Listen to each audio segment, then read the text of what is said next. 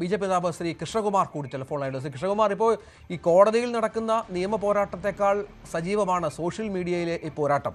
ഈ രാഹുലിന് അനുകൂലമായി വെട്ടുകിളികളെ പോലെയാണ് ആളുകൾ രംഗത്ത് വന്നിരിക്കുന്നത്. ഇതെന്താണ് യഥാർത്ഥത്തിൽ സംഭവിച്ചുകൊണ്ടിരിക്കുന്നത് താങ്കളുടെ ഒരു വിലയിരുത്തലിൽ? അല്ല, ഇപ്പോ രാഹുൽ ഈശ്വർ അടക്കമുള്ള കോൺഗ്രസിന്റെ നേതാക്കന്മാർ ചോദിക്കുന്നത് എന്തുകൊണ്ടാണ് ഇത്രയും കാലം ആ പെൺകുട്ടി പരാതി കൊടുക്കാൻ തയ്യാറായി വന്നില്ല. ഇപ്പൊ വളരെ വ്യക്തമായല്ലോ. ഒരു പെൺകുട്ടി ഇത്തരം അവസരങ്ങളിൽ പരാതിയുമായിട്ട് രംഗത്ത് വന്നാൽ രാഹുൽ മാങ്കൂട്ടത്തിന്റെ സൈബർ ടീം ഇത്തരത്തിൽ വെട്ടുകിളികളെ പോലെ അവർക്കെതിരായിട്ട് അധിക്ഷേപവുമായിട്ട് രംഗത്ത് വരും.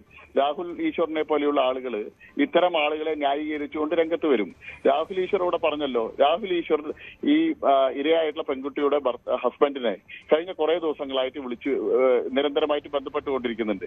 അവരെ പലതരത്തിലും സ്വാധീനിക്കാനുള്ള ശ്രമം രാഹുൽ ഈശ്വറിന്റെ ഭാഗത്ത് ഉണ്ടായിട്ടുണ്ട്.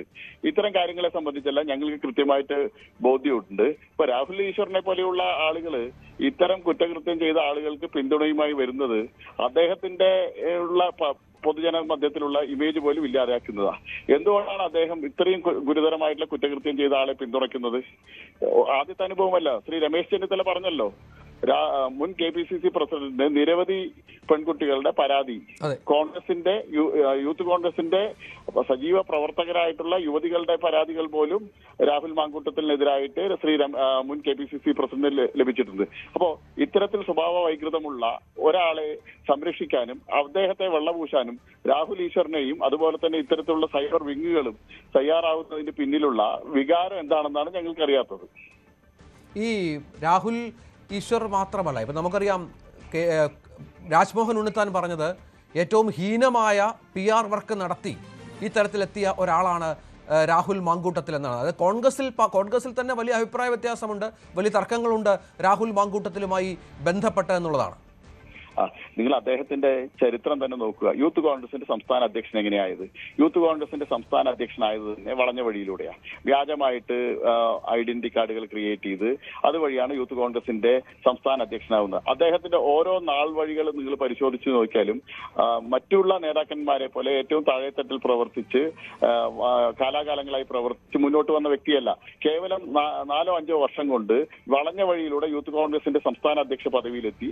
ആ സംസ്ഥാന അധ്യക്ഷ പദവിയിലെത്തിയിട്ട് ആ പദവി ഇത്തരം കാര്യങ്ങൾക്കായിട്ട് ദുരുപയോഗം ചെയ്യുന്ന വ്യക്തിയാണ്. അതുപോലെ തന്നെ എതിർക്കുന്ന ആളുകളെ ഏത് വിധേനയും നശിപ്പിക്കാനായിട്ടുള്ള സൈബർ വിങ് ഇത്തരത്തിലുള്ള ആളുകളെ കൂട്ടുപിടിച്ചുകൊണ്ട് മുന്നോട്ട് പോകുന്ന ഒരു വ്യക്തിത്വമാണ്. ഇത്തരം ആളുകൾ കേരളത്തിലെ രാഷ്ട്രീയ രംഗത്ത് പൊതുമധ്യത്തില് പൊതുജന സേവനത്തിന് ആവശ്യമുണ്ടോ എന്നുള്ളതാണ് അദ്ദേഹത്തെ പിന്തുണയ്ക്കുന്ന ആളുകൾ ചിന്തിക്കേണ്ടത്.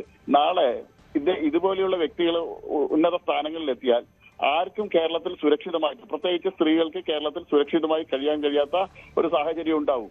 കോൺഗ്രസിന്റെ പ്രധാന നേതാക്കന്മാരുടെ കുടുംബത്തെ പോലും അദ്ദേഹം വിട്ടിട്ടില്ലല്ലോ.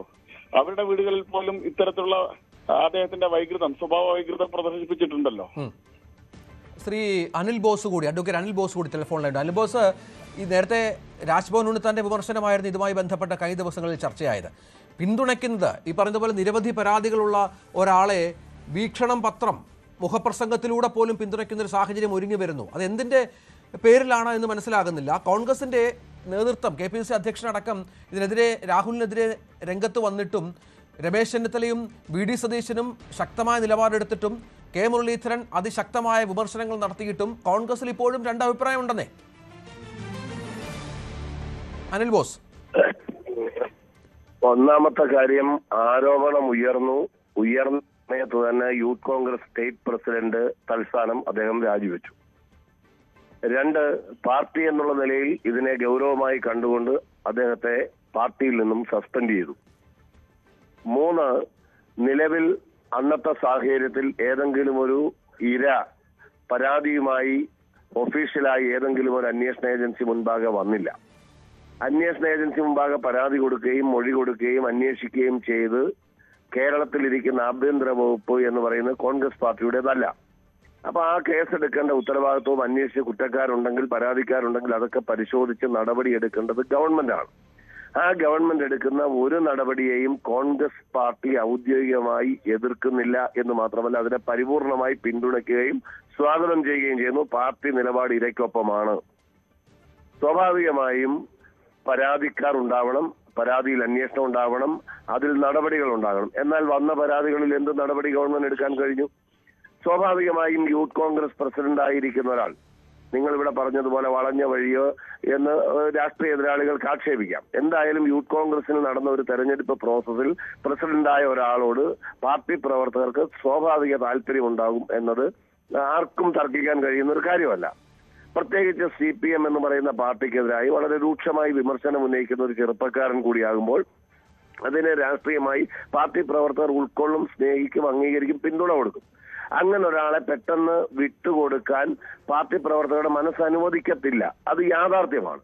പക്ഷെ നാം കാണേണ്ടത് ഇവിടെ സമാന ആരോപണങ്ങൾ നേരിട്ടുകയും പരാതി വരികയും ചെയ്ത MLA മാർ നിയമസഭയിൽ ഇരിക്കുകയാണ്.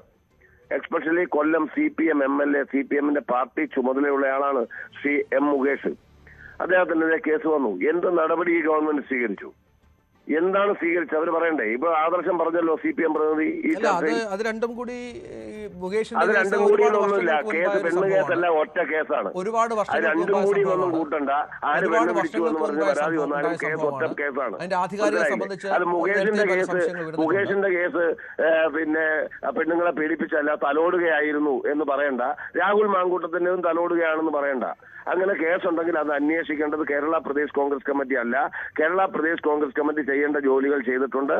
AICC നേതൃത്വത്തിന്റെ അനുമതിയോടെ ചെയ്യേണ്ട എല്ലാ സംഘടനാ നടപടികളും സ്വീകരിച്ചിട്ടുണ്ട്.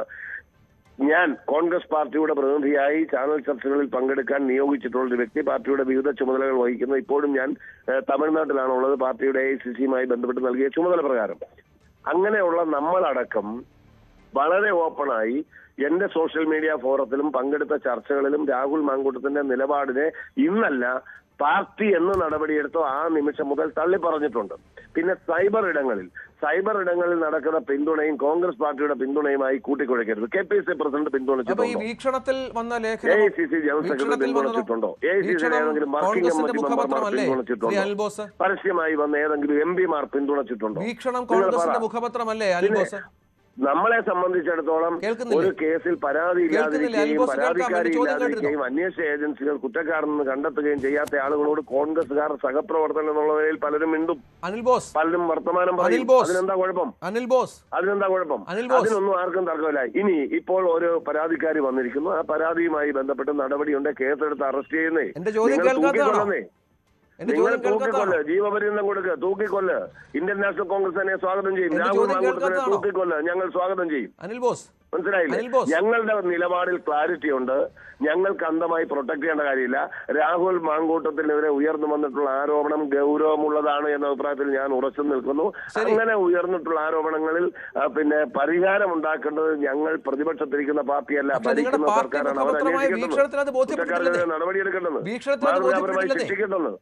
കോൺഗ്രസ് പാർട്ടി പിന്തുണയ്ക്കല്ലേ? പിന്നെ നിങ്ങൾ കോൺഗ്രസുകാരുടെ നെഞ്ചത്തോടെ കയറുന്നു.